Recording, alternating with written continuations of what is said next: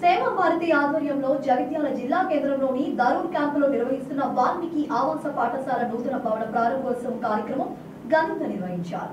ఈ కార్యక్రమానికి ముఖ్య అతిథులుగా ప్రభుత్వ whip Lakshman Kumar, MP Dharmapuri Arvind, MLC Jeevan Reddy, MLA doctor Sanjay Kumar, municipal chairperson Jyothi, Seva Bharati అఖిల భారత అధ్యక్షులు పన్నారాల్ బన్సాలి తదితరులు హాజరై నూతన భవనాన్ని ప్రారంభించారు.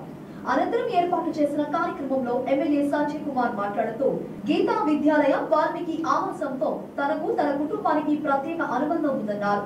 32 సంవత్సరాల క్రితం వాల్మీకి ఆవాసాన్ని ప్రారంభించినప్పుడు తాను ఒక విద్యార్థిని దత్తత తీసుకుని సహకరించారని తెలిపారు. తాను రాజకీయాల్లోకి రాక మునుపు నుంచి సేవా కార్యక్రమాల్లో ఉన్నారని, సేవా భారతి చేపట్టిన కార్యక్రమాల్లో సైతం పాల్గొన్నారని తెలిపారు.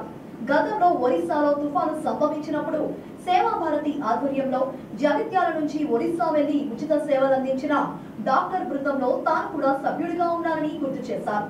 వాల్మీకి ఆవాసానికి ఎలాంటి అవసరం వచ్చినా తాను సహకరిస్తానని ఈ సందర్భంగా ఆయన హామీ ఇచ్చారు.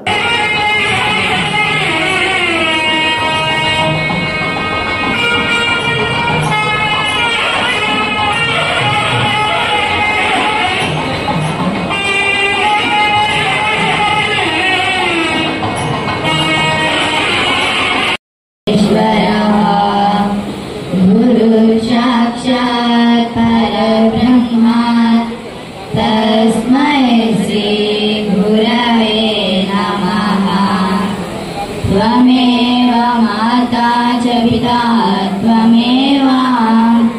त्वमेव बन्धुश्च सुता त्वमेव द्रविणः